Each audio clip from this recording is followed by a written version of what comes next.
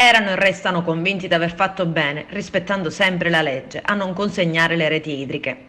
Eventuali illegalità andrebbero ricercate altrove, hanno dichiarato i sindaci dei comuni già definiti all'epoca ribelli. Sono i primi cittadini di Aragona, Bivona, Burgio, Camastra, Cianciana, Menfi, Palma di Montechiaro, Santa Elisabetta, Santa Margherita Belice, Sant'Angelo Muxaro, Santo Stefano Quisquina e Ioppolo Giancazio, che sono tornati ad incontrarsi e lo hanno fatto ieri a Cianciana ed hanno sottoscritto un documento con cui auspicano che il dibattito venga riportato nel rispetto dei ruoli istituzionali e che fra i 43 sindaci si trovi l'intesa per individuare un modello di gestione pubblica dell'acqua, perché è proprio la gestione pubblica dell'acqua che i sindaci dei comuni ribelli hanno sempre perseguito. Gli amministratori degli enti che non hanno consegnato le reti idriche al gestore privato hanno preso una posizione netta a margine dell'ultimo incontro in prefettura ed in particolare dopo le parole del commissario dell'AIRA. Riaffermiamo con convinzione, scrivono gli amministratori, il corretto percorso tecnico-amministrativo seguito, percorso fatto seguendo le varie norme in materia che si sono succedute nel tempo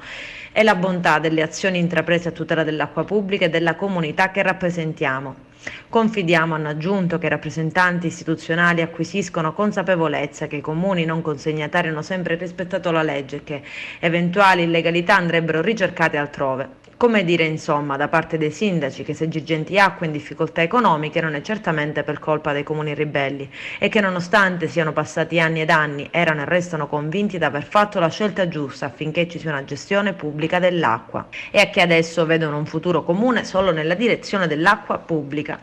Ed oggi il Tribunale amministrativo regionale è chiamato a pronunciarsi sulla richiesta di sospensiva dell'interdittiva antimafia presentata proprio dalla difesa di Marco Campione, che in realtà ha depositato in queste settimane ben 4 ricorsi. Un'eventuale sospensiva concessa dal TAR avrebbe un peso ovviamente sul commissariamento, minore o inesistente sarà ogni ricaduta invece sul tema della risoluzione del contratto avviata dall'ATI, rispetto alla quale sarà probabilmente la stessa Girgenti Acque a riproporre ricorso.